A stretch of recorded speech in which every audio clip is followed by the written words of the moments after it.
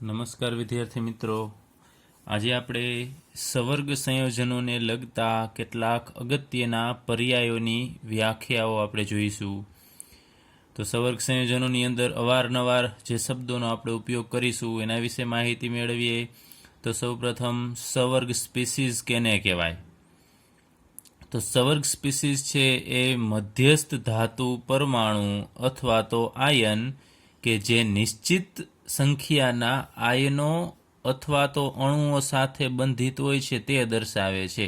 એટલે કે સવર્ગ સ્પીસીઝ શું દર્શાવે છે કે કોઈ મધ્યસ્થ ધાતુ પરમાણુ હોય અથવા તો એ મધ્યસ્થ ધાતુ પરમાણુની જગ્યાએ આયન પણ હોઈ શકે કે જે અમુક ચોક્કસ સંખ્યામાં આયનો અથવા અણુઓ સાથે બંધિત એટલે જોડાયેલા હોય તેને આપણે સવર્ગ સ્પીસીઝ કહેશું. તો આગળ ઉપર આપણે સવર્ગ સંયોજનોના ઉદાહરણ લીધેલા, એમાં તમે જોયેલું કે આ રીતે આપણે આમ મોટા કાઉન્સની અંદર દર્શાવીએ છીએ. તો મોટા કાઉન્સની અંદર આપણે જે ભાગ દર્શાવીએ છીએ એટલા ભાગને આપણે સવર્ગ સ્પીસીઝ કહેશું. તો એની અંદર અહીંયા વચ્ચે આ મધ્યસ્થ ધાતુ પરમાણુ આવેલો હશે અને મધ્યસ્થ શા માટે કહીએ છીએ? કારણ કે સેન્ટરમાં ગોઠવાયેલો હશે. ત્યારબાદ અહીંયા કોબાલ્ટ સાથે 3 ક્લોરીન અને 3 એમોનિયાના અણુ છે જોડાયેલા છે, એટલે કે 6 જોડાયેલા છે. તો અહીંયાથી આપણે દર્શાવીએ કે 4 છે એક જ સમતલમાં હશે, NH3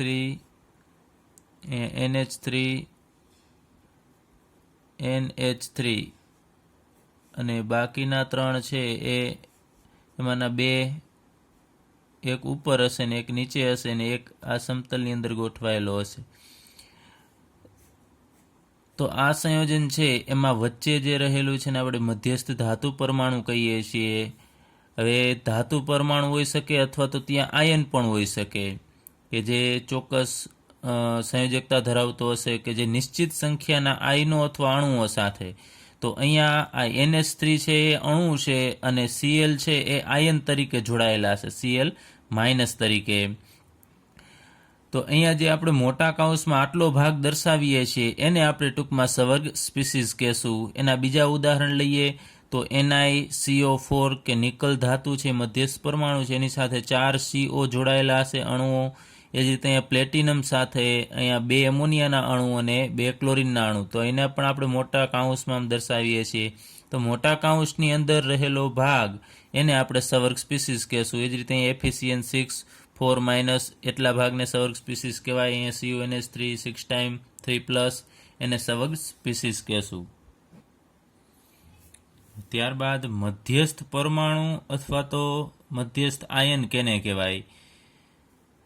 તો કોઈ પણ આ જે સવર્ગ સ્પીસીઝ આપણે લીધી, આ બધી સવર્ગ સ્પીસીઝ છે, સવર્ગ સ્પીસીઝમાં આવેલા કોઈ પણ પરમાણુ કે આયન કે જેની આસપાસ બીજા આયન કે પરમાણુઓના સમૂહ જોડાયેલા હોય એ વચ્ચે રહેલા પરમાણુ કે આયનને આપણે મધ્યસ્થ પરમાણુ અથવા આયન કહેશું. તો અહીંયા દર્શાવું છું, અહીંયા CO છે એ મધ્યસ્થ અહીંયા આયન થશે કારણ કે એના ઉપર વીજભાર આવેલો હશે. એના ઉપર CO3+ વીજભાર હોય. આ CO3+ આયન છે ને એના ઉપર 3+ વીજભાર હશે. તો અહીંયા એ મધ્યસ્થ પરમાણુ પણ હોઈ શકે ને આયન પણ હોઈ શકે. એના બીજા ઉદાહરણ લઈએ તો NiCl2H2O4 ટાઈમ્સ, એમાં મોટો કાઉન્સ છે એટલે આટલો ભાગ છે એ સવર્ગ સ્પીસીઝ છે. એ સવર્ગ સ્પીસીઝમાં વચ્ચે રહેલો પાછો પરમાણુ એ બીજા બધા આ આયન અથવા તો આ NH3 જેવા અણુઓ સાથે જોડાઈને ચોક્કસ ભૌમિતિક રચના બનાવે છે. એનો આકાર હોય તો આનો આકાર તમે જોશો તો અષ્ટફલકીય આકાર થશે. એવી રીતે સમચતુષ્ફલકીય હોઈ શકે, સમતલીય ચોરસ હોઈ શકે. એવા જુદા જુદા આકાર બનાવે તો એ વચ્ચે રહેલા પરમાણુ કે આયનને આપણે મધ્યસ્થ પરમાણુ અથવા આયન કહેશું. એમાં અહીંયા આ સવર્ગ સ્પીસીઝ છે એની અંદર Ni છે એ મધ્યસ્થ પરમાણુ અથવા આયન થશે. એમાં નિકલ છે એના પર વીજભાર આવતો હોય છે. કઈ રીતે આપણે જોવું હોય તો જોઈ શકાય કે H2O અણુ તટસ્થ હોય તો એનો વીજભાર 0 ગણાય, ક્લોરીનનો વીજભાર -1 ગણવાનો. એવા 2 ક્લોરીન છે અહીંયા તો ટોટલ -2 વીજભાર થાય. તો આખી સ્પીસીઝ તમે જુઓ છો તટસ્થ છે તો અહીંયા -2 હોય તો નિકલ ઉપર સામે +2 વીજભાર હોય, એનો ઓક્સિડેશન આંક ગણવાનો થશે. એ પણ આપણે આગળ ઉપર જોશું. તો અહીંયા Ni એકલો પરમાણુ તરીકે નથી, આમાં મધ્યસ્થ આયન થશે Ni2+. ચલો એ જ રીતે અહીંયા COCl NH3 5 ટાઈમ્સ છે, એની અંદર અહીંયા 5 એમોનિયાના અણુ અને 1 ક્લોરીન, એમ ટોટલ 6 કોબાલ્ટ સાથે આ સમૂહ અને પરમાણુ છે જોડાયેલા છે. તો અહીંયા CO છે એને આપણે મધ્યસ્થ આયન કહેશું. તો અહીંયા CO ઉપર ઓક્સિડેશન આંક આપણે ગણીશું તો 3CO3+ વીજભાર મળે છે. અહીંયા Fe છે એની સાથે 6 CN જોડાયેલા છે, તો એના ઉપર વીજભાર અહીંયા 3- હોય છે આખા આ સવર્ગ સ્પીસીસ ઉપર. તો એમાં Fe ઉપર વીજભાર કેટલો આવે છે તો એમાં +3 આવશે, Fe+3. અને અહીંયા NiCO4 છે, એમાં કાઉન્સ ઉપર કોઈ વીજભાર નથી. CO કાર્બન મોનોક્સાઇડ છે પણ તટસ્થ લિગેન્ડ છે, તો અહીંયા 4 CO નો વીજભાર 0 થશે. તો અહીંયા નિકલ ઉપર પણ 0 વીજભાર આવે, તો અહીંયા નિકલ છે એ પરમાણુ તરીકે જોડાયેલું હશે. આ બધા આયન છે Ni2+, CO3+, Fe3+, એ 3 મધ્યસ્થ આયન તરીકે આમાં આવેલા છે, જ્યારે Ni છે એ મધ્યસ્થ પરમાણુ તરીકે આમાં આવેલા છે. હવે આ મધ્યસ્થ આયન જે છે એને આપણે લુઈસ એસિડ પણ કહેશું. લુઈસ એસિડ, કારણ કે એ ઇલેક્ટ્રોન યુગ્મ સ્વીકારે છે. આગળ ઉપર આપણે અભ્યાસ કરીશું કે Cl-, ત્યારબાદ NH3, એમાં નાઇટ્રોજન ઉપર અબંધકારક ઇલેક્ટ્રોન યુગ્મ હશે. તો આ ઇલેક્ટ્રોન યુગ્મ છે એ અહીંયા રહેલો કોબાલ્ટ છે એ મેળવતો હશે. અને આપણે વાત કરી હતી એમ કે સવર્ગ સહસંયોજક બંધ બનાવશે. જે રીતે ક્લોરીન છે 2 ઇલેક્ટ્રોન આપે છે, બધા એક ઇલેક્ટ્રોન યુગ્મ આને આપશે અને અહીંયા બંધ બનાવશે, અને આપણે સવર્ગ સહસંયોજક બંધ કહેશું. એના માટે અહીંયા કોબાલ્ટ કે જે મધ્યસ્થ પરમાણુ તો આયન હશે એની પાસે ખાલી કક્ષક પણ હોવી જોઈએ કે જે સામેના પરમાણુ કે આયન છે અથવા તો અણુ છે એના ઇલેક્ટ્રોનને સરળતાથી સ્વીકારી શકે. એનો પણ અભ્યાસ આગળ ઉપર આપણે કરવાનો છે. સંયોજકતા બંધનમાં કઈ રીતે આ બધા સવર્ગ સંયોજનો છે નિર્માણ પામે છે એના વિશે વિગતવાર આ ચેપ્ટરની અંદર આપણે અભ્યાસ કરીશું. તો અહીંયા યાદ રાખજો, મધ્યસ્થ પરમાણુ અથવા આયન એને આપણે લુઈસ એસિડ કહેશું, કારણ કે લુઈસ એસિડ કેને કહેવાય કે જે ઇલેક્ટ્રોન યુગ્મ સ્વીકારે, તેને આપણે લુઈસ એસિડ કહેશું. ચલો ત્યારબાદ લિગેન્ડ કેને કહેવાય?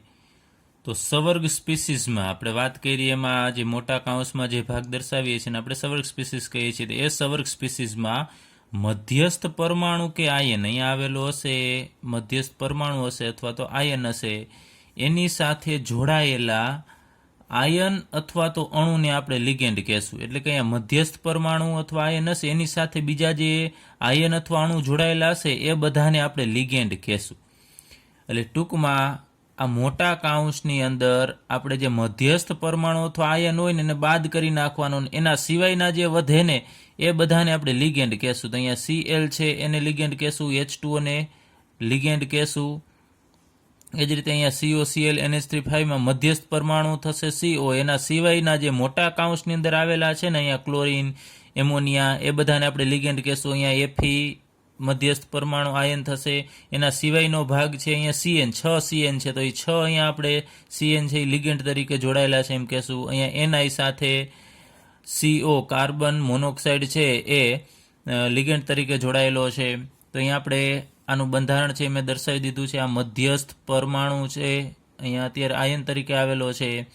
તો એની સાથે જોડાયેલા આપણે કીધું સવર્ગ સ્પીસીસમાં મધ્યસ્થ પરમાણુ અથવા આયન સાથે જોડાયેલ આયન અથવા અણુને, હવે મધ્યસ્થ પરમાણુ અથવા આયન સાથે કોણ જોડાઈ શકે? કાં તો આયન જોડાઈ શકે અને કાં તો અણુ જોડાઈ શકે. તો અહીંયા Cl છે એ આયન તરીકે જોડાયેલો છે અને H2O છે એ અણુ તરીકે જોડાયેલા છે અહીંયા. તો અહીંયા જુદા જુદા પ્રકારના ટૂંકમાં અણુ અથવા તો આયન હોઈ શકે અને આપણે લિગેન્ડ કહેશું. તો અહીંયા Cl, H2O છે એ બધા લિગેન્ડ થશે. હવે લિગેન્ડ તરીકે કોણ હોઈ શકે એના આપણે ઉદાહરણ લઈએ તો અમુક સાદા આયનો જેમ કે Cl- છે, Br- છે, આ ઉપરાંત બીજા Cn- છે, OH- છે, એ બધાનો પણ સમાવેશ થશે લિગેન્ડ તરીકે. એટલે ઋણ આયન અહીંયા આવેલા હશે જનરલી. ત્યારબાદ નાના અણુઓ જેવા કે H2O, પાણી, એમોનિયા અને CO એ બધા પણ લિગેન્ડ તરીકે વર્તશે, એટલે કે મધ્યસ્થ ધાતુ પરમાણુ અથવા આયન સાથે જોડાયેલા હશે. આ ઉપરાંત અમુક મોટા અણુઓ જેમ કે અહીંયા 1,2 ઇથેન 1,2 ડાયમાઇન આનું નામ થશે NH2 CH2 CH2 NH2. ત્યારબાદ અહીંયા NCH2 CH2 NH2 થ્રાઇસ. તો આ અણુઓ થોડા મોટા છે આના કરતાં, અને એના કરતાં પણ ખૂબ મોટા અણુ હોય ને આપણે બૃહદ અણુ કહેશું. જેમ કે પ્રોટીન એ પોલિમર છે એમિનો એસિડનો. તો આવા બૃહદ અણુઓ જેવા કે પ્રોટીન છે એ પણ લિગેન્ડ તરીકે વર્તશે. તો ખાસ યાદ રાખજો, લિગેન્ડ છે એનો ઉપયોગ આપણે અવારનવાર કરીશું. તો ફરીથી એક વખત લિગેન્ડ કેને કહેવાય? તો મધ્યસ્થ પરમાણુ અથવા આયન સાથે જે બધા જોડાયેલા હોય, અને એ જોડાયેલા કોણ હોઈ શકે? આયન અથવા તો અણુઓ, એને આપણે લિગેન્ડ કહેશું. પણ યાદ રાખજો, સવર્ગ સ્પીસીસની અંદર જોડાયેલા હોય એ જ, એની બહાર હોય એને લિગેન્ડ કહી શકાય નહીં. જેમ કે આપણે આનું ઉદાહરણ લઈએ, આ તો માત્ર આયન જ છે. આપણે સંપૂર્ણ એનું સંયોજન લખીએ તો અહીંયા K4 આવશે, K4 FeCN6. તો અહીંયા મધ્યસ્થ સવર્ગ સ્પીસીઝ આટલું જ થશે આ મોટા કાઉન્સની અંદર. એમાં આ મધ્યસ્થ પરમાણુ અને CN છે એને જ આપણે લિગેન્ડ કહેશું. જ્યારે K4 છે એને આપણે લિગેન્ડ કહી શકાય નહીં, એને પ્રતિઆયન કહેશું. એ જ રીતે ઘણા સંયોજનની અંદર તમે જોતા હશો કે બહારની સાઈડ ક્લોરીન હોય, અંદર ક્લોરીન હોય તો, અને બહાર પણ ક્લોરીન હશે. તો કાઉન્સની અંદરનો ક્લોરીન છે એ જ લિગેન્ડ તરીકે વર્તશે, એને જ લિગેન્ડ કહેવાય. જ્યારે બહારનો ક્લોરીન હોય કાઉન્સની બહારનો, એને લિગેન્ડ કહી શકાય નહીં. ત્યારબાદ આપણે લિગેન્ડનું વર્ગીકરણ લઈએ, એટલે કે જુદા જુદા પ્રકારના લિગેન્ડ હોય છે. એમાંનો સૌ પ્રથમ લિગેન્ડ એકદંતીય લિગેન્ડ. તો કેને એકદંતીય લિગેન્ડ કહેવાય? તો જ્યારે લિગેન્ડ ધાતુ આયન સાથે એકાકી દાતા પરમાણુ દ્વારા બંધિત થાય તેવા લિગેન્ડને આપણે એકદંતીય લિગેન્ડ કહેશું. એટલે કે મધ્યસ્થ અહીંયા જે આયન અથવા પરમાણુ હશે એની સાથે એ માનો કે કોઈ પણ લિગેન્ડ, અહીંયા આપણે લઈએ H2O છે લિગેન્ડ છે. તો H2Oમાં અહીંયા 3 પરમાણુ છે, તમે જુઓ છો આ લિગેન્ડ છે H2O. તેમાં 3 પરમાણુ છે. તો એ 3 પરમાણુમાંથી આ મધ્યસ્થ પરમાણુ સાથે કોણ જોડાયેલો છે? તો H2O માત્ર ઓક્સિજન જ જોડાયેલો છે. એક જ પરમાણુ છે એ જોડાયેલો છે. એટલે કે એકાકી દાતા પરમાણુ જે જોડાયેલો હશે ને અહીંયા મધ્યસ્થ પરમાણુ અથવા આયન સાથે, એ દાતા પરમાણુ હશે. એટલે કે એની પાસે બંધકારક ઇલેક્ટ્રોન યુગ્મ હશે અથવા તો ઋણ વીજભાર હશે, એ ઇલેક્ટ્રોન આને આપશે. એટલે એકલા દાતા પરમાણુ દ્વારા જો લિગેન્ડ બંધિત થાય એટલે કે જોડાય, તો એવા લિગેન્ડને આપણે એકદંતીય લિગેન્ડ કહેશું. જેમ કે અહીંયા H2O છે એ એકદંતીય લિગેન્ડ છે. ત્યારબાદ Cl છે એ પણ એકદંતીય લિગેન્ડ છે. તો અમે એના ઉદાહરણ લખેલા છે એકદંતીય લિગેન્ડના: Cl-, H2O, NH3. એમાં નાઇટ્રોજન ઉપર અબંધકારક હશે અને ઓક્સિજન ઉપર 2 અબંધકારક હશે. Cn-, OH-, એ બધા એકદંતીય લિગેન્ડ છે. અને અહીંયા આપણે કોઈ પણ એક ધાતુ લખીએ, ધાતુને આપણે M વડે દર્શાવીએ ત્યારે મેટલ એટલે કે ધાતુ. તો Cl હશે, Cl- હશે તો એ એકલો પરમાણુ છે એ જ આની સાથે જોડાવાનો છે. ત્યારબાદ H2O માટે આપણે વાત કરીએ એમ જોડાય છે. ત્યારબાદ M એટલે ધાતુ સાથે NH3. તો એમોનિયામાં 4 પરમાણુ છે, NH3 એટલે એમાં 4 પરમાણુ છે. 4માંથી માત્ર નાઇટ્રોજન છે એ જ જોડાશે આ મધ્યસ્થ પરમાણુ અથવા તો આયન સાથે. તો એવા લિગેન્ડ, ફરીથી કહીએ છીએ કે એવો લિગેન્ડ કે ધાતુ આયન સાથે એકાકી દાતા પરમાણુ દ્વારા જ બંધિત થાય, અથવા તો ટૂંકમાં એ એક જ બંધ બનાવતો હોય, સવર્ગ સહસંયોજક બંધ. જે લિગેન્ડ છે એ એક જ બંધ બનાવતો હોય ધાતુ પરમાણુ સાથે, એને આપણે સામાન્ય રીતે એકદંતીય લિગેન્ડ કહેશું. ત્યારબાદ દ્વિદંતીય લિગેન્ડ. તો દ્વિદંતીય લિગેન્ડ કેને કહેશું? કે જ્યારે લિગેન્ડ ધાતુ આયન સાથે 2 દાતા પરમાણુ દ્વારા બંધિત એટલે કે જોડાયેલો હોય, એવા લિગેન્ડને આપણે દ્વિદંતીય લિગેન્ડ કહેશું. એના ઉદાહરણમાં લઈએ આપણે ઇથેન 1,2 ડાયમાઇન. એટલે NH2 છે એ CH2 સાથે જોડાયેલો છે. 2 કાર્બન છે તો આને નંબર 1 આપીએ, આને નંબર 2 આપીએ, તો 2 એમાઇન જોડાયેલા છે પહેલા બીજા કાર્બન ઉપર, ને 2 કાર્બન હોવાથી એનું નામ થશે ઇથેન 1,2 ડાયમાઇન. અને બીજો આપણે આયન લીધેલો છે C2O4 2-, જેને આપણે ઓક્ઝિલેટ આયન કહેશું. તો અહીંયા જે લિગેન્ડ છે એને હું બીજી રીતે આમ દર્શાવું છું. ચલો NH2 ત્યારબાદ CH2NH2. ચલો, મેં આ જ લિગેન્ડ અહીંયા દર્શાવેલો છે, પરંતુ આ આકારમાં દર્શાવેલો છે. તો અહીંયા કોઈ પણ એક આપણે ધાતુ લઈએ, મધ્યસ્થ પરમાણુ છે એમ દર્શાવું છું, એ મધ્યસ્થ પરમાણુ અથવા આયન હશે. તો અહીંયા આ એક જ લિગેન્ડ છે, ખાસ ધ્યાન આપજો. આ એક લિગેન્ડ છે, એમાં NH2 2 છે, એનો મતલબ કે 2 લિગેન્ડ નથી. અહીંયા આપણે કીધું હતું NH3 એકલો પરમાણુ હતો, એટલે આપણે એને એક જ લિગેન્ડ કહેતા હતા, પરંતુ એની અંદર એક જ નાઇટ્રોજન છે, એ ધાતુને ઇલેક્ટ્રોન આપતો હતો અને એની સાથે બંધ બનાવતો હતો. જ્યારે અહીંયા આ એક જ લિગેન્ડની અંદર 2 એવા પરમાણુ છે, અહીંયા નાઇટ્રોજન પરમાણુ છે કે જે આ ધાતુને ઇલેક્ટ્રોન આપશે, ઇલેક્ટ્રોન યુગમાં આપે છે. તો અહીંયા એક જ લિગેન્ડની અંદર રહેલા 2 દાતા પરમાણુઓ છે એ આ ધાતુ આયન સાથે બંધિત થાય છે. તો આવા લિગેન્ડને આપણે દ્વિદંતીય લિગેન્ડ કહેશું. એ જ રીતે C2O4 છે, એનું આપણે બંધારણ દર્શાવીએ તો આ રીતે લખી શકાય, COO-. એમાં ઓક્સિજન છે દાતા પરમાણુ છે, અને અહીંયા આપણે કોઈ પણ ધાતુ પરમાણુ લઈએ તો આ એક જ લિગેન્ડ છે, એની અંદર રહેલા આ 2 જુદા જુદા પરમાણુ છે એ આ ધાતુ આયનને ઇલેક્ટ્રોન યુગમાં આપશે ને એની સાથે જોડાશે. અહીંયા જે બંધ બનતો હોય છે સવર્ગ સહસંયોજક બંધ બનશે. તો ફરીથી અહીંયા એકલો લિગેન્ડ 2 બંધ બનાવે છે, તો આ લિગેન્ડને આપણે દ્વિદંતીય લિગેન્ડ કહેશું.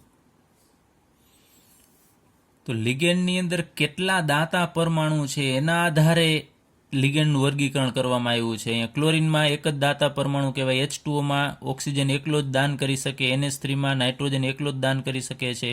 તો આ બધામાં એક જ પરમાણુ છે કે જે દાન કરી શકશે, એટલે એ બધાને એક દંતીય લિગેન્ડ કહેવામાં આવે છે. અને આ લિગેન્ડની અંદર 2 એવા પરમાણુ છે કે જે ઇલેક્ટ્રોન યુગ્મનું દાન કરી શકશે, તો આ લિગેન્ડને દ્વિદંતીય લિગેન્ડ કહેશું.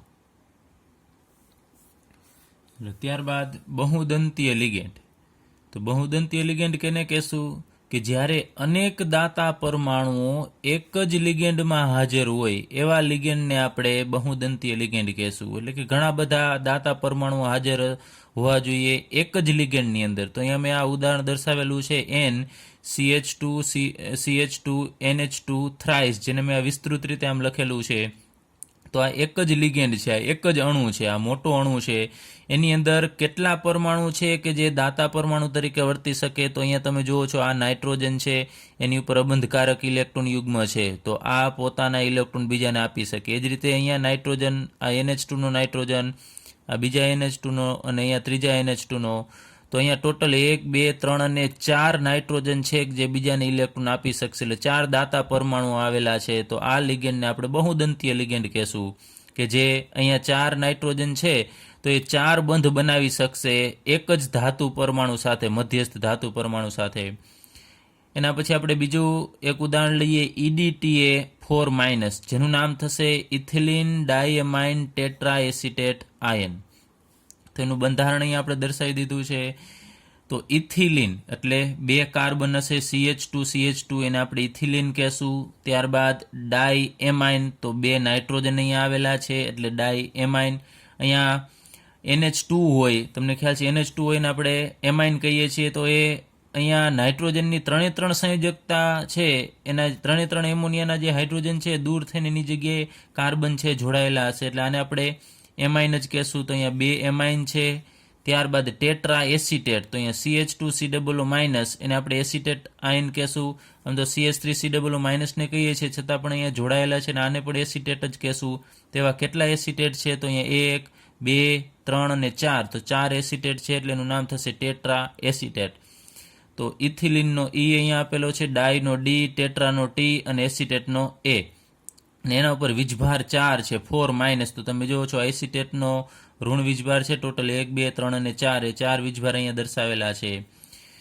તો આ અણુ છે એ પણ મોટો અણુ છે. એની અંદર કેટલા એવા પરમાણુ છે કે જે ઇલેક્ટ્રોનનું દાન કરી અને ધાતુ પરમાણુ સાથે જોડાઈ શકશે? તો અહીંયા 2 નાઇટ્રોજન તો આપણને દેખાય છે, તો એ દાતા પરમાણુ તરીકે વર્તશે. ત્યારબાદ અહીંયા રહેલા ઓક્સિજન, 4 ઓક્સિજન અને 2 નાઇટ્રોજન પરમાણુ, એમ કુલ અહીંયા 6 દાતા પરમાણુ આવેલા છે. તો હવે આ લિગેન્ડને આપણે ષટદંતીય લિગેન્ડ કહેશું.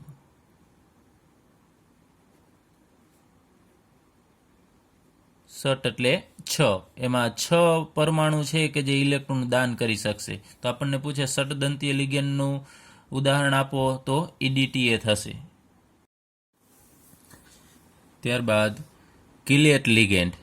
તો કિલેટ લિગેન્ડ કેને કહેવાય કે જ્યારે દ્વિ અથવા બહુદંતીય લિગેન્ડ તેના 2 અથવા વધારે દાતા પરમાણુને એકી સાથે એકાકી ધાતુ આયનને બંધિત થવા ઉપયોગ કરે ત્યારે તેવા લિગેન્ડને કિલેટ લિગેન્ડ કહેવામાં આવે છે. એટલે કે અહીંયા લિગેન્ડ એક દંતીય ન ચાલે, કાં દ્વિદંતીય હોવો જોઈએ, કાં બહુદંતીય લિગેન્ડ હોવો જોઈએ. અને દ્વિદંતીય કે બહુદંતીય લિગેન્ડ હોય એની અંદર જેટલા પણ દાતા પરમાણુ હોય એ બધા જ એકી સાથે એકાકી ધાતુ આયનને બંધિત થવા જોઈએ. માનો કે અહીંયા આપણી પાસે CO3+ આયન છે, પરંતુ અત્યારે હું અણુસૂત્ર પ્રમાણે દર્શાવતો નથી, પરંતુ અહીંયા વચ્ચે આ ધાતુ પરમાણુ હશે CO3+. એમાં અહીંયા એક આપણે લિગેન્ડ દર્શાવેલો છે ઇથેન 1,2 ડાયમાઇન. એમાં 2 દાતા પરમાણુ છે. ઇથેન 1,2 ડાયમાઇનમાં 2 દાતા પરમાણુ છે. તો આ દ્વિદંતીય લિગેન્ડ થશે. એના બંને દાતા પરમાણુ છે એ ધાતુ આયન સાથે જોડાઈ જાય. તો આ લિગેન્ડને આપણે કિલેટ લિગેન્ડ કહેશું. એટલે કે બહુદંતીય લિગેન્ડની અંદર રહેલા બધા જ દાતા પરમાણુ છે એ અહીંયા એકાકી ધાતુ આયન સાથે, એટલે કે એક જ ધાતુ આયન સાથે એ જોડાવા જોઈએ, જુદી જુદી ધાતુ સાથે નહીં, એક જ ધાતુ સાથે. એ જ રીતે અહીંયા તમે જુઓ છો કે આ બાજુ પણ મેં સેમ એ જ અણુ દર્શાવેલો છે ઇથેન 1,2 ડાયમાઇન. એમાં પણ આ નાઇટ્રોજન છે એ આને ઇલેક્ટ્રોન આપતો હોય છે અને આ નાઇટ્રોજન છે એ પણ આપશે. તો અહીંયા એક જ લિગેન્ડની અંદર રહેલા બધા જ દાતા પરમાણુ અહીંયા એક જ ધાતુ આયન સાથે જોડાયેલા છે. તો આ લિગેન્ડને આપણે કિલેટ લિગેન્ડ કહેશું. એ જ રીતે આ બાજુનો લિગેન્ડ સેમ જ છે, એને પણ આપણે કિલેટ લિગેન્ડ જ કહેશું. એટલે અહીંયા તમે જુઓ છો ચક્રીય રચના થશે, કે અહીંયા બંધ ચક્ર થશે. અહીંયાથી જોશો તો એક છેડો છે ખુલ્લો નથી, આમ ચક્ર જેવી રચના થાય છે. એવી જ રીતે અહીંયા પણ ચક્ર જેવી રચના થશે. એટલે જો ચક્ર જેવી રચના થાય ને તો આપણે એ લિગેન્ડને કિલેટ લિગેન્ડ કહેશું. હવે આની બીજી એક સંયોજકતા હોય ત્યાં અત્યારે આપણે એમને દર્શાવી દઈએ, આ ક્લોરીન અને આ બાજુ એક અહીંયા ક્લોરીન છે દર્શાવી દઈએ. તો આ ક્લોરીન છે એક દંતીય લિગેન્ડ છે, તો ક્લોરીનને આપણે કિલેટ લિગેન્ડ કહી શકાય નહીં, માત્ર આ બેને જ કિલેટ લિગેન્ડ કહેશું. તો કિલેટ લિગેન્ડ દ્વારા આ જે સંકીર્ણ બનશે એ સંકીર્ણને આપણે કિલેટ સંકીર્ણ કહેશું. તો આખું જે સંકીર્ણ બનશે એને કિલેટ સંકીર્ણ કહેવામાં આવે છે. અને આ કિલેટ સંકીર્ણ છે કે જે કિલેટ લિગેન્ડ દ્વારા બને છે એ આ એક દંતીય લિગેન્ડ છે એના કરતાં વધુ સ્થાયી હોય છે, સ્થાયીતા વધારે હશે આ કિલેટ સંકીર્ણની, જે આપણે આગળ ઉપર અભ્યાસ કરીશું. ત્યારબાદ અહીંયા આપણે લઈએ આ ઓક્ઝેલેટ આયન છે એ દ્વિદંતીય લિગેન્ડ છે કે જેમાં 2 ઓક્સિજન પરમાણુ છે, દાતા પરમાણુ છે. એ બંને ઓક્સિજન પરમાણુ છે એ ક્રોમિયમ સાથે જોડાઈ જાય આમ. તો આ લિગેન્ડને આપણે કિલેટ લિગેન્ડ કહેશું. પરંતુ યાદ રાખજો, જો એક જ ઓક્સિજન જોડાતો હોય બીજું ઓક્સિજન ન જોડાય તો એને આપણે કિલેટ લિગેન્ડ કહેશું નહીં. એટલે બધા જ પરમાણુ છે એ જોડાવા જોઈએ, દાતા પરમાણુ આ ધાતુ આયન સાથે. મેં અહીંયા સંપૂર્ણ બંધારણ નથી દર્શાવ્યું, માત્ર ટૂંકું બંધારણ જ છે. તો અહીંયા પણ ચક્ર જેવી રચના થાય છે, તમે જુઓ છો. તો આવી ચક્રીય રચના થશે તો એને આપણે કિલેટ લિગેન્ડ કહેશું અને સંકીર્ણને કિલેટ સંકીર્ણ. ત્યારબાદ ઉભયદંતી લિગેન્ડ કેને કહેવાય? તો આપણે ઉદાહરણની મદદથી સમજીએ. અહીંયા 2 મેં લિગેન્ડ દર્શાવેલા છે, NO2- અને HCN-. આ બંને ઉભયદંતી લિગેન્ડ છે. તો અહીંયા આ NO2- છે એની અંદર 2 પરમાણુ એવા છે કે જે ઇલેક્ટ્રોન આપી શકશે, એટલે કે દાતા પરમાણુ તરીકે વર્તી શકશે. તો અહીંયા NO2 એમાં નાઇટ્રોજન ઉપર તમે જુઓ છો કે અબંધકારક ઇલેક્ટ્રોન યુગ્મ હશે. તો જેની પાસે અબંધકારક ઇલેક્ટ્રોન યુગ્મ હોય અથવા તો ઋણ વીજભાર હોય એ બીજાને ઇલેક્ટ્રોન આપી શકે, એટલે કે દાતા પરમાણુ તરીકે વર્તી શકે. તો અહીંયા આ નાઇટ્રોજન છે એ અહીંયા એટલે આપણે ધાતુ પરમાણુ દર્શાવેલો છે, મેટલ. તો અહીંયા નાઇટ્રોજન છે એ આને ઇલેક્ટ્રોન આપે છે. જ્યારે અહીંયા ઓક્સિજન છે એના ઉપર પણ ઋણ વીજભાર છે, તો ઓક્સિજન પણ ઇલેક્ટ્રોન આપી શકે, એટલે કે એ પણ દાતા પરમાણુ તરીકે વર્તી શકે. તો અહીંયા ઓક્સિજન છે એ પણ આ ધાતુને ઇલેક્ટ્રોન આપી અને એની સાથે બંધ બનાવી શકે. તો અહીંયા એક જ લિગેન્ડની અંદર રહેલા જુદા જુદા પરમાણુ છે એ ધાતુ પરમાણુ સાથે બંધ બનાવી શકે, તો એવા લિગેન્ડને આપણે ઉભયદંતી લિગેન્ડ કહેશું. તો એની વ્યાખ્યા લઈએ કે જે લિગેન્ડ બે જુદા જુદા દાતા પરમાણુઓ ધરાવતા હોય, દાતા પરમાણુ જુદા જુદા હોવા જોઈએ, અહીંયા નાઇટ્રોજન છે ને અહીંયા ઓક્સિજન છે, એ જુદા જુદા દાતા પરમાણુમાંથી કોઈ એક દાતા પરમાણુ વડે સંકીર્ણમાં જોડાયેલો હોય, આ બે હોય તો બેમાંથી કોઈ પણ એક દાતા પરમાણુ વડે સંકીર્ણમાં જોડાયેલો હોય, તો એવા લિગેન્ડને આપણે ઉભયદંતી લિગેન્ડ કહેશું. ઉભયદંતીનો મતલબ જ થશે કે વધારે પ્રમાણમાં બે બાજુએ એવો થશે, એટલે કે બે અહીંયા દાતા પરમાણુ છે ધાતુ સાથે જોડાઈ શકે. એ જ રીતે અહીંયા આપણે લઈએ તો SCN-, એની અંદર અહીંયા હકીકતમાં ઋણ વીજભાર તો S ઉપર હોય છે. તો અહીંયા બે દાતા પરમાણુ છે, એક સલ્ફર છે કે જે ઋણ વીજભારિત હશે, એક હકીકતમાં અહીંયા હોય છે દર્શાવવાનું નાઇટ્રોજન ઉપર અબંધકારક ઇલેક્ટ્રોન યુગ્મ હોય. તો અહીંયા સલ્ફર અને નાઇટ્રોજન બંને દાતા પરમાણુઓ એક જ લિગેન્ડની અંદર આવેલા છે, જુદા જુદા દાતા પરમાણુઓ છે. તો અહીંયા સલ્ફર છે એ પણ આ ધાતુને ઇલેક્ટ્રોન આપી અને એની સાથે બંધિત થઈ શકે, જોડાઈ શકે. એવી જ રીતે SCN નો નાઇટ્રોજન એ પણ આ ધાતુને ઇલેક્ટ્રોન આપી અને એની સાથે જોડાઈ શકે. તો ફરીથી એક જ લિગેન્ડની અંદર રહેલા બે જુદા જુદા દાતા પરમાણુઓ છે, એમાંથી કોઈ પણ એક દાતા પરમાણુ છે એ ધાતુ સાથે જોડાય અને સંકીર્ણ બનાવશે, તો એવા લિગેન્ડને આપણે ઉભયદંતી લિગેન્ડ કહેશું. તો હવે આનું નામ આપવું હોય, આ જે લિગેન્ડ છે એનું નામ, તો એમાં બે પરમાણુ અલગ અલગ જોડાય છે. તો અહીંયા NO2- નું નામ થશે નાઇટ્રાઇટો. જ્યારે એ લિગેન્ડ તરીકે વર્તે ત્યારે એનું નામ થશે નાઇટ્રાઇટો. અને અહીંયા નાઇટ્રોજન છે જોડાય છે, પાછળ આપણે N લખવાનું, આમ એટલે નાઇટ્રાઇટો N. એ જ રીતે અહીંયા ઓક્સિજન જોડાય છે, તો છે તો NO2 જ, એટલે નામ આવશે એ લિગેન્ડનું નાઇટ્રાઇટો, પરંતુ ઓક્સિજન છે ધાતુ સાથે જોડાય છે તો પાછળ O લખવાનું, એટલે એના ઉપરથી ખ્યાલ આવી જશે નાઇટ્રાઇટો N, એનો મતલબ કે નાઇટ્રેટમાં રહેલો નાઇટ્રોજન જોડાતો હશે. નાઇટ્રાઇટો O લખીએ તો એનો મતલબ થશે નાઇટ્રેટમાં રહેલો ઓક્સિજન છે એ જોડાતો હશે. એવી જ રીતે આનું નામ થશે થાયોસાયનેટો. એમાં સલ્ફર જોડાય છે તો થાયોસાયનેટો S, અને આમાં નાઇટ્રોજન જોડાય છે તો થાયોસાયનેટો N થશે. એટલે જે જોડાતો હોય ધાતુ સાથે એ પાછળ લખવાનું થશે. ત્યારબાદ સવર્ગાંક કેને કહેવાય? તો સવર્ગાંકને ઇંગ્લિશમાં કોઓર્ડિનેશન નંબર કહેવામાં આવે છે, અને સવર્ગાંકને ટૂંકમાં CN વડે પણ દર્શાવવામાં આવે છે. કોઓર્ડિનેશનનો C અને નંબરનો N. તો સવર્ગાંક કેને કહેશું? તો લિગેન્ડના દાતા પરમાણુની સંખ્યા, કોઈ પણ લિગેન્ડ હોય એના દાતા પરમાણુની સંખ્યા જે ધાતુ સાથે સીધી જ બંધિત હોય તે સંખ્યાને આપણે જે તે ધાતુનો સવર્ગાંક કહેશું. તો અહીંયા આપણે લઈએ આ PTCl 6 છે, એમાં પ્લેટિનમ સાથે આ લિગેન્ડના દાતા પરમાણુની સંખ્યા કેટલી જોડાયેલી છે? તો અહીંયા ક્લોરીન છે, એક દંતીય લિગેન્ડ છે, એટલે કે એ એકલો ક્લોરીન છે પ્લેટિનમ સાથે જોડાશે. તો પ્લેટિનમ સાથે 6 બંધ બને છે. આ 6 એક દંતીય લિગેન્ડ છે ને 6 બંધ બનાવે છે, તો પ્લેટિનમ છે એનો સવર્ગાંક 6 થશે. સવર્ગાંક 6. એ જ રીતે અહીંયા NiNH3 4 ટાઈમ્સ અને 2+ છે, એમાં નિકલ ધાતુ સાથે અહીંયા કેટલા એમોનિયા જોડાય છે? તો 4, એટલે કે 4 બંધ બનાવે છે. બંધની સંખ્યા આપણે લેવાની છે. તો અહીંયા 4 બંધ બને છે, તો અહીંયા નિકલનો સવર્ગાંક CN લખવું, એટલે કે કોઓર્ડિનેશન નંબર છે એ 4 થશે.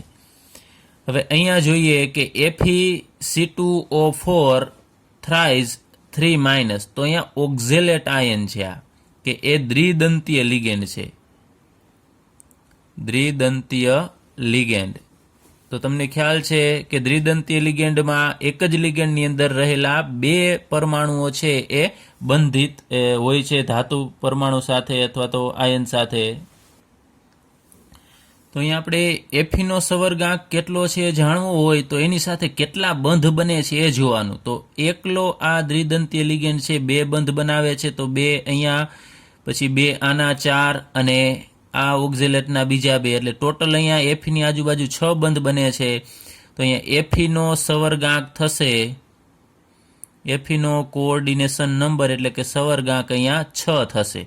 ઘણા બધા ડાયરેક્ટલી આમ જોતા હોય છે કે એફી સાથે C2O4 અહીં થ્રાઇસ છે એટલે ડાયરેક્ટ જોવે કે 3 જોડાયેલા છે એટલે એફીનો સવર્ગાંક 3 કહેશે, તો એ ખોટું પડશે. ખાસ જોવાનું છે, જો એક દંતીય લિગેન્ડ હોય તો તમે ડાયરેક્ટલી કહી શકો NH3 એક દંતીય લિગેન્ડ છે તો 4 જોડાયેલા છે, તેનો સવર્ગાંક 4 થાય.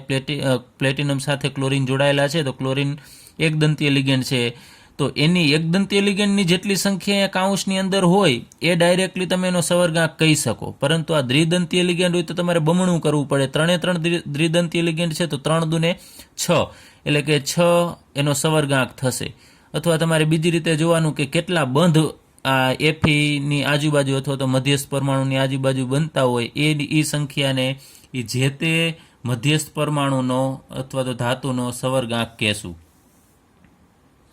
ચલો એ જ રીતે આના જેવું જ બીજું અહીંયા ઉદાહરણ લીધું છે આપણે COEN થ્રાઇસ. તો તમને થશે કે EN એટલે શું? તો EN શોર્ટ ફોર્મ છે, ટૂંકું નામ છે. ઇથેન 1,2 ડાયમાઇન ને ટૂંકમાં EN વડે દર્શાવવામાં આવે છે, જેનું બીજું સામાન્ય નામ છે ઇથિલિન ડાયમાઇન. એના ઉપરથી ટૂંકમાં EN લખીશું, એટલે EN એટલે ઇથેન 1,2 ડાયમાઇન થશે. એ પણ દ્વિદંતીય લિગેન્ડ છે, તો કોબાલ્ટ સાથે 3 EN જોડાયેલા છે, એનો મતલબ કે આ 3 જોડાયેલા છે ને એ દ્વિદંતીય લિગેન્ડ છે, તો 3 દુને 6 થશે. તો કોબાલ્ટનો અહીંયા સવર્ગાંક CO નો કોઓર્ડિનેશન નંબર છે એ 6 થશે ઉપર મુજબ જ.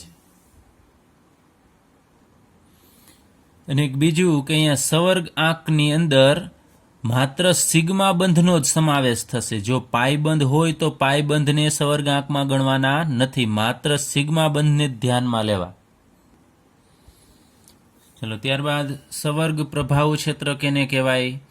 તો અહીંયા કોઈ પણ આ માનો કે સંયોજન છે, સવર્ગ સંયોજન, એની અંદર બે ભાગ છે. એક આ મોટા કાઉન્સની અંદર રહેલો ભાગ જેને આપણે આગળ ઉપર સવર્ગ સ્પીસીસ કીધેલું, તો બસ એ જ સવર્ગ પ્રભાવ ક્ષેત્ર થશે. એટલે મોટા કાઉન્સની અંદર રહેલી બધી વસ્તુ એ જે ક્ષેત્ર છે એ જે ભાગ છે એને આપણે સવર્ગ પ્રભાવ ક્ષેત્ર કહેશું. એટલે કે ધાતુ અને લિગેન્ડ એ બધાને સંયુક્તપણે આપણે સવર્ગ પ્રભાવ ક્ષેત્ર કહેશું. જો આનું આપણે આયનીકરણ કરીએ તો એમાંથી આપણને 4 K+ મળશે અને બીજો એક આ સંયુક્ત આયન મળશે FeCN6, અને એના ઉપર બીજો 4 K+ છૂટા પડતા હોય તો આ આયન ઉપર 4- વીજભાર આવે. તો આ જે ભાગ છે એને આપણે સવર્ગ પ્રભાવ ક્ષેત્ર કહેશું.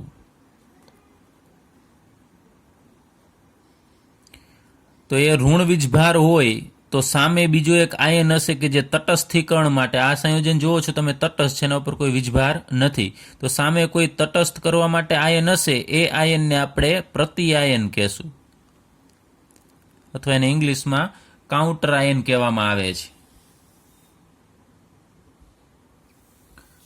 ત્યારબાદ સવર્ગ બહુફલક કેને કહેવાય? તો મધ્યસ્થ પરમાણુ અથવા તો આયન સાથે સીધા જ જોડાયેલા લિગેન્ડ પરમાણુઓની અવકાશીય ગોઠવણીને આપણે સવર્ગ બહુફલક કહેશું. એટલે ટૂંકમાં સવર્ગ સંયોજનોનો જે ભૌમિતિક આકાર હશે, એની ગોઠવણી હશે, એને આપણે સવર્ગ બહુફલક કહેશું. તો સવર્ગ બહુફલક એટલે કે એની રચના જુદી જુદી હશે, જેમ કે અષ્ટફલકીય, સમચતુષ્ફલકીય, સમચોરસ. તો CONH3 6×3+, આ જે સંકીર્ણ આયન છે એની ભૌમિતિક રચના અથવા તો અવકાશી ગોઠવણી છે એ અષ્ટફલકીય થશે. NiCO4 એની ભૌમિતિક રચના છે એ સમચતુષ્ફલકીય થશે. ત્યારબાદ PtCl4 2- એની અવકાશી ગોઠવણી સમચોરસ પ્રકારની હશે. તો અહીંયા આપણે જુદા જુદા આકાર દર્શાવેલા છે. આગળ ઉપર પણ આપણે 11મા ધોરણની અંદર પણ અભ્યાસ કરી ગયા છે આ બધા આકાર વિશે. અષ્ટફલકીય એટલે એમાં એક સમચોરસ, અહીંયા તમે જોઈ શકો કે અહીંયા ચોરસ બનશે અને ઉપર એક હશે અને એક નીચેની તરફ લિગેન્ડ હશે. એ બધાને તમે જોડશો એટલે 8 ફલક થશે, એટલે આપણે એને અષ્ટફલકીય કહીએ છીએ. ત્યારબાદ આ સમચતુષ્ફલકીય. તો અહીંયા જે આપણે ડોટ ડોટ વડે જે ડેશ ડેશ વડે દર્શાવેલું છે આપણાથી દૂરની તરફ રહેલો લિગેન્ડ છે એ સૂચવે છે. એક બીજી વસ્તુ કે અહીંયા એમ એટલે તમને ખ્યાલ છે ધાતુ પરમાણુ હશે, ને એલ એટલે અહીંયા લિગેન્ડ સૂચવે છે. લિગેન્ડને આપણે ટૂંકમાં એલ વડે દર્શાવીશું કે અહીંયા કોઈ પણ લિગેન્ડ હોઈ શકે. તો અહીંયા ડેશ વડે દર્શાવેલું છે આપણાથી દૂર, અને આ જે ડાર્ક અહીંયા દર્શાવેલી છે આપણે લાઇનિંગ એ આપણી તરફ રહેલો છે લિગેન્ડ એવું દર્શાવે છે. અને આ લાઇનિંગ છે એ આ સમતલની અંદર રહેલો લિગેન્ડ સૂચવે છે. તો આ સમચતુષ્ફલકીય આકાર, ત્યારબાદ આ સમચોરસ તમે જુઓ છો, આ બધાને લિગેન્ડને જોડશો તો એનો આકાર છે એ સમચોરસ થશે. ત્યારબાદ આ ત્રિકોણીય દ્વિપિરામિડ, એમાં સમતલની અંદર 3 એલ હશે, એટલે કે લિગેન્ડ હશે, એટલે ત્રિકોણ બનશે. ત્યારબાદ એક ઉપરની તરફ એક નીચેની તરફ છે, તો એને તમે જોડશો આમ તો ઉપર એક પિરામિડ બનશે, ત્રિકોણીય પિરામિડ ઉપર, અને એક પિરામિડ એવો નીચેની તરફ બનશે. તો એવા 2 પિરામિડ બને છે, એટલે એનું નામ થશે ત્રિકોણીય દ્વિપિરામિડ, અથવા તો દ્વિપિરામિડલ પણ કહેવામાં આવે છે. અને ત્યારબાદ અહીંયા સમચોરસ, કે જ્યારે ધાતુ સાથે 5 લિગેન્ડ જોડાયેલા હોય તો એનો આકાર છે એ સમચોરસ પિરામિડલ થશે. અહીંયા તમે જુઓ છો કે આ ચોરસ બને છે, એની ચોરસની ઉપરની તરફ આમ 90 ડિગ્રીએ આ લિગેન્ડ હશે, એને તમે આ ચારેય સાથે જોડી દેશો એટલે પિરામિડ જેવી રચના થશે, ને એ ચોરસ પિરામિડ બનશે, કારણ કે એનું તળિયું છે એ ચોરસ છે. તો 5 જો લિગેન્ડ જોડાયેલા હોય ધાતુ સાથે તો એ સમચોરસ પિરામિડ હોઈ શકે, અથવા તો ત્રિકોણીય દ્વિપિરામિડ, કારણ કે આની અંદર પણ 5 છે. 4 હોય તો 2 શક્યતા હોય, કાં સમચતુષ્ફલકીય કાં સમચોરસ, કારણ કે બંનેની અંદર 4 લિગેન્ડ જોડાયેલા છે. અને 6 હોય તો એની ભૌમિતિક રચના છે એ અષ્ટફલકીય થશે. તો અહીંયા તમે જુઓ છો CONH3 અહીંયા એનો સવર્ગાંક 6 થશે. તો 6 સવર્ગાંક હોય તો અષ્ટફલકીયની ગોઠવણી હશે. પછી સવર્ગાંક 4 છે આ બંનેમાં, નિકલ ધાતુ અને પ્લેટિનમ બંનેનો સવર્ગાંક 4 હોય તો 2 શક્યતા હોય, કાં સમચતુષ્ફલકીય કાં સમચોરસ. એ આગળ ઉપર આપણે એના સંકરણ વિશે અભ્યાસ કરીશું ત્યારે ખ્યાલ આવશે કે શા માટે આનો આકાર છે સમચતુષ્ફલકીય છે અને આનો આકાર છે સમચોરસ છે.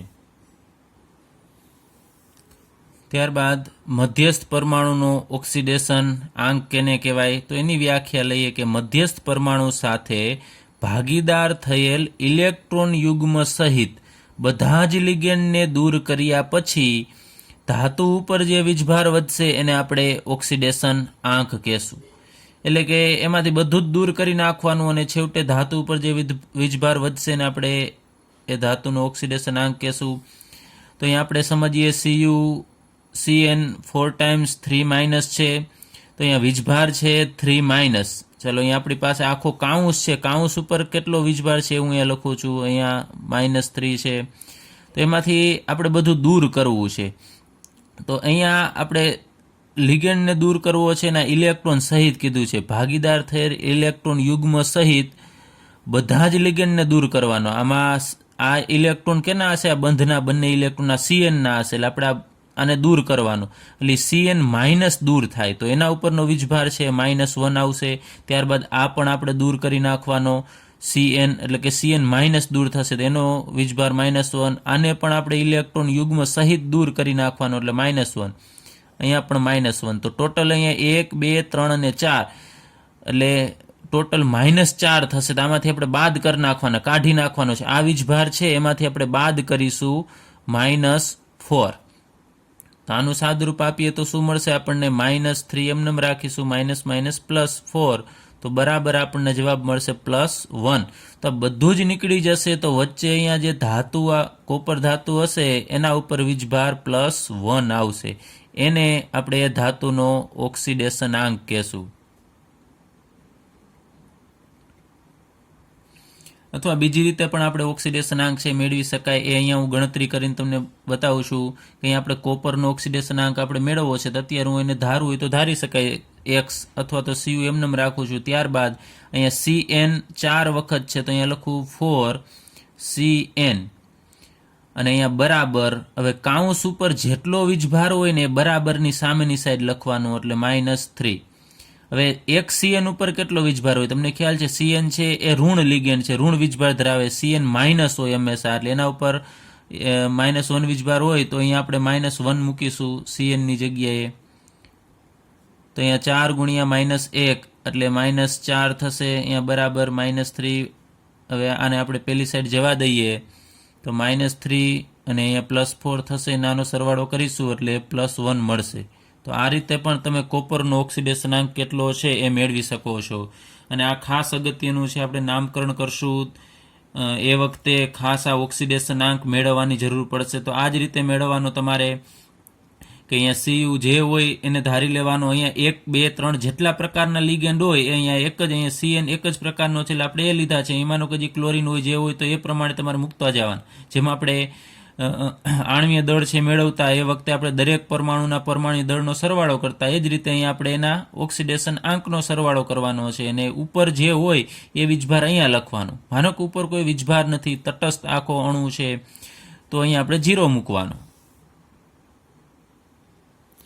હવે ઓક્સિડેશન આંકને સંકીર્ણ સ્પીસીઝના નામના અંતે રોમન અંકમાં કૌંસમાં લખવામાં આવે છે. જેમ કે એનું નામ થશે તો અહીંયા બીજી રીતે આપણે આમ પણ લખી શકાય, કોપરની પાછળ અહીંયા રોમન અંકમાં 1 લખવાનું થશે, અથવા આનું જે નામ થશે એના નામના અંતે આપણે રોમન અંકમાં 1 કે 2 કે જે આવે એ લખવાનું થશે. એ પણ આપણે નામકરણ આગળ ઉપર અભ્યાસ કરીશું ત્યારે વિગતવાર ચર્ચા કરીશું. ત્યારબાદ હોમોલેપ્ટિક અને હિટરોલેપ્ટિક સંકીર્ણ કેને કહેવાય? તો સૌપ્રથમ લઈએ હોમોલેપ્ટિક સંકીર્ણ. તો અહીંયા મેં ઉદાહરણ દર્શાવી દીધા છે. એમાં તમે જુઓ છો કે અહીંયા કોબાલ્ટ જે મધ્યસ્થ ધાતુ પરમાણુ અથવા આયન હશે એની સાથે અહીંયા 6 લિગેન્ડ જોડાયેલા છે. 6 લિગેન્ડ સમાન છે, એટલે કે NH3 છે, બધા જ NH3 જોડાયેલા છે. તો આ સંકીર્ણ બનશે ને આપણે હોમોલેપ્ટિક સંકીર્ણ કહેશું. હોમોનો અર્થ થશે સમાન. એ જ રીતે અહીંયા કોપર છે એની સાથે 4 લિગેન્ડ જોડાયેલા છે, એની 4 સમાન લિગેન્ડ છે. એટલે કાઉન્સની અંદર આ જે સંવર્ગ પ્રભાવ ક્ષેત્ર છે એની અંદર ધાતુ સાથે બધા જ લિગેન્ડ જો સરખા એક સમાન જોડાયેલા હોય તો એને આપણે હોમોલેપ્ટિક સંકીર્ણ કહેશું. અહીંયા પ્લેટિનમ સાથે પણ 4 ક્લોરીન છે, અહીંયા નિકલ ધાતુ સાથે 4 CO જોડાયેલા છે. તો આ બધા જ સંકીર્ણને આપણે હોમોલેપ્ટિક સંકીર્ણ કહેશું. તો એની વ્યાખ્યા જોઈએ કે જે સંકીર્ણમાં ધાતુ એક જ પ્રકારના દાતા સમૂહ એટલે કે લિગેન્ડ સાથે બંધિત એટલે કે જોડાયેલા હોય તો એને આપણે હોમોલેપ્ટિક કહેશું. એટલે યાદ રાખવાનું, બધા જ સમાન લિગેન્ડ હોય તો એને આપણે હોમોલેપ્ટિક સંકીર્ણ કહેશું. ત્યારબાદ હિટ્રોલેપ્ટિક સંકીર્ણ કેને કહેવાય? તો જે સંકીર્ણમાં ધાતુ એક કરતાં વધારે પ્રકારના દાતા સમૂહ સાથે બંધિત હોય તો એને હિટ્રોલેપ્ટિક સંકીર્ણ કહેશું. જેમ કે અહીંયા તમે જુઓ છો, અહીંયા કોબાલ્ટ સાથે NH3 એમોનિયા છે એ લિગેન્ડ તરીકે જોડાયેલો છે અને ક્લોરીન પણ જોડાયેલો છે. તો આ સંવર્ગ ક્ષેત્રની અંદર જુદા જુદા પ્રકારના લિગેન્ડ આવેલા છે.